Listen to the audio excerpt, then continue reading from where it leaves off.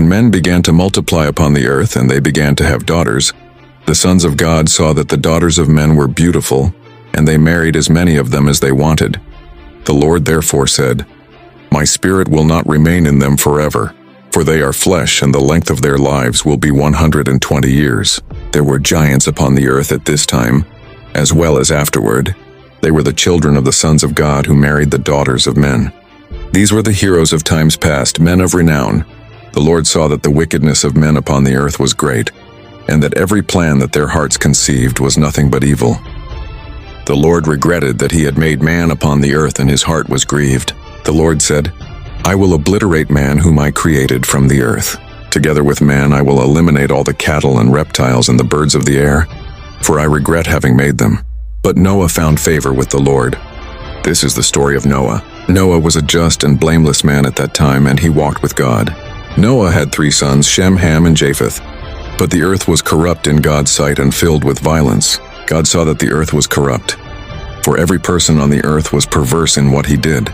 God therefore said to Noah, I have decided to end everything, for they have filled the earth with their violence. Behold, I will destroy the entire creation. Build an ark of gopher wood and divide the ark into compartments and caulk it with bitumen inside and out. This is how you shall make it. The ark will be 300 cubits long, 50 wide, and 30 high. Make a roof on the ark 1 cubit high. Place a door in the side of the ark. Make it with 3 decks, lower, middle, and higher. Behold, I will send a flood. The waters shall cover the earth to destroy the life of everything under the skies that has the breath of life in it. Everything on the earth shall perish, but I will establish a covenant with you. Go into the ark, you and your sons, your wife, and the wives of your sons. Bring into the ark 2 of everything that lives of all flesh. Bring a male and female of each species into the ark to save them. Bring 2 birds of each species, 2 animals of each species, and 2 reptiles of each species with you to save them. As for you, gather every type of food and take it with you. It shall nourish both you and them. Noah did all of this exactly as God had commanded him. The Lord said to Noah, Enter into the ark with your entire family, for I have seen that you, of all this generation, are just in my sight. You are to take 7 pairs of each type of clean animal with you, male and female. You are to take 1 pair of each type of unclean animal with you, male and female. You are also to take 7 pairs of birds of the air, male and female, with you, so that you may save every species of animal upon the earth. In 7 days I will make it begin to rain upon the earth, and it will rain for 40 days and 40 nights. I will destroy from the face of the earth every living creature I have made. Noah did all that the Lord had commanded him to do. Noah was 600 years old when the flood began, and the waters covered the earth. Noah went into the ark with his sons, his wife, and the wives of his sons to escape from the waters of the flood. The clean animals and the unclean animals, the birds and the creatures that creep on the ground entered the ark 2 by 2, male and female, along with Noah, just as the Lord had commanded. After 7 days the waters of the flood covered the earth. This happened in the 600th year of the life of Noah, in the 2nd month, the 17th day of the month. On that very day the springs of the great abyss and the floodgates of the heavens opened. The rains fell upon the earth for 40 days and 40 nights. That day Noah and his sons Shem, Ham, and Japheth entered the ark along with the wife of Noah and the 3 wives of his sons. They entered along with all living creatures according to their kind, all cattle according to their kind, all creeping creatures according to their kind, and all birds according to their kind. They went into the ark with Noah, 2 by 2, every creature that had breath in it. Those that came, male and female of every type of flesh, entered the ark as God had commanded. The Lord closed the door after them. The flood lasted for 40 days. The waters rose and lifted the ark off the earth as they increased. The waters continued to swell and increased greatly on the earth until the ark floated upon the waters. The waters rose more and more on the earth and covered all the highest mountains that are under the heavens. The waters were 15 cubits over the tops of the mountains that they covered.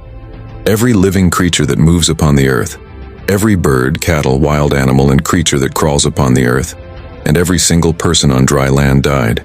Every creature on dry land that had the breath of life in its nostrils died. This is how every living creature on earth was slain. Every human being and every animal, every reptile and every bird of the air. They were blotted out of the earth, and only Noah and those who were with him in the ark survived. The waters covered the earth for 150 days. God remembered Noah and all the wild and farm animals that were with him in the ark. God made a wind blow upon the earth, and the waters began to recede. The springs of the abyss and the windows of the heavens were closed, and the rains from the heavens ceased. The waters slowly receded from the earth. At the end of 150 days they had greatly diminished. In the 7th month, the 17th day of the month, the ark came to rest on Mount Ararat. The waters continued to recede until the 10th month. In the 10th month, the 1st day of the month, the tops of the mountains came into view. After 40 days had gone by, Noah opened the window that he had made in the ark and released a raven to see if the waters had completely dried up. It flew back and forth until the waters upon the earth dried up. Noah then released a dove to see if the waters had drained from the surface of the earth. But the dove, not finding any place to land, returned to the ark, for the waters still covered the surface of the earth. He reached out and caught the dove and brought it back into the ark. After waiting another 7 days, he once again released the dove from the ark. It returned to him toward the evening. In its beak it had a sprig from an olive tree. Noah understood that the waters had receded from the earth.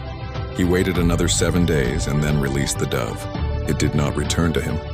In the 601st year of Noah's life, in the 1st month, the 1st day of the month, the waters dried up upon the earth. Noah removed the covering from the ark, and behold, the surface of the earth was dry.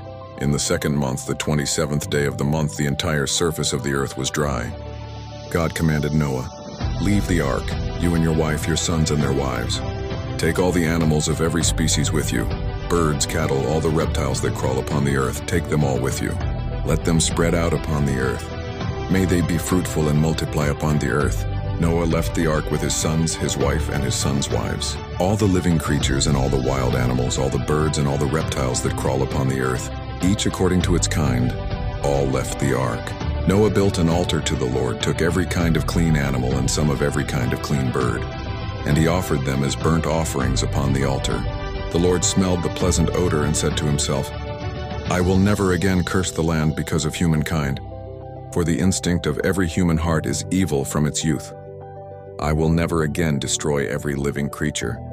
As long as the earth endures, seed time and harvest, cold and heat, summer and winter, day and night shall not cease." God blessed Noah and his sons and told them, "Be fruitful and multiply and fill the earth. Fear and dread of you will come upon every wild animal and every bird of the air, everything that crawls upon the earth and all the fish of the sea. They will be under your dominion. Whatever moves and has life will be used for your food. I give you all these things just as I have already given you every green plant. Only do not eat flesh along with its life, that is, with its blood. For your blood, that is, your life, I will require an accounting. I will require it of every living creature, and I will require it of every human in regard to other humans, each person for his brother. Whoever spills human blood, that person's blood will be shed. For in the image of God has God made man. And as for you, be fruitful and multiply. Become numerous upon the earth and have dominion over it."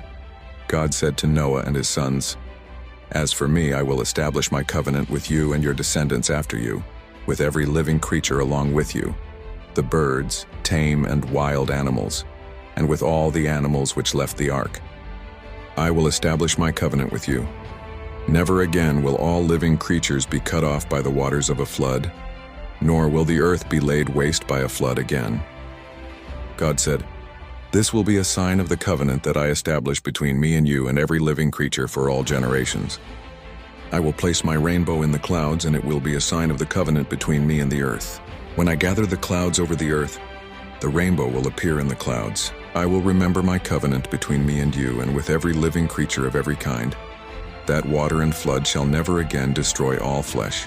The rainbow will be in the clouds, and I will look upon it and remember the eternal covenant between God and every living creature of every kind that is found upon the earth." God said to Noah, "This is a sign of the covenant that I am establishing between myself and every creature upon the earth." The sons of Noah who left the ark were Shem, Ham, and Japheth. Ham was the father of the people of Canaan. These were the 3 sons of Noah, and from these came all the people on the earth. Now Noah tilled the soil, and he was the first to plant grapevines. He drank some of the wine, and he became drunk and lay uncovered inside his tent. Ham, the father of the Canaanites, saw his father lying naked, and he mentioned it to his 2 brothers who were standing outside. Shem and Japheth took a robe, and holding it in back of them, walked backward toward him and covered their father with it. Having faced backward, they did not see their father naked. When Noah woke up from his drunken slumber, he learned what his youngest son had done to him. Because of this, he said, "Cursed be Canaan. A slave of slaves shall he be to his brothers." And he continued, "Blessed be the Lord, the God of Shem, and let Canaan be his slave. May God enlarge Japheth so that he dwells in the land of Shem, and let Canaan be his slave." After the flood, Noah lived for 350 years.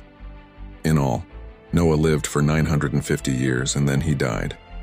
These are the descendants of the sons of Noah, Shem, Ham, and Japheth, to whom sons were born after the flood. The sons of Japheth were Gomer, Magog, Madai, Javan, Tubal, Meshech, and Tiras. The sons of Gomer were Ashkenaz, Riphath, and Togarmah. The sons of Javan were Elisha, Tarshish, the Kittim, and the Rodanim. From these came the peoples of the islands and their territories, each clan in the nations with their own language. The sons of Ham were Cush, Mizraim, Put, and Canaan. The sons of Cush were Seba, Havilah, Sapta, Rama, and Sabteka. The sons of Rama were Sheba and Dedan. Cush gave birth to Nimrod. He was the first of the mighty ones upon the earth.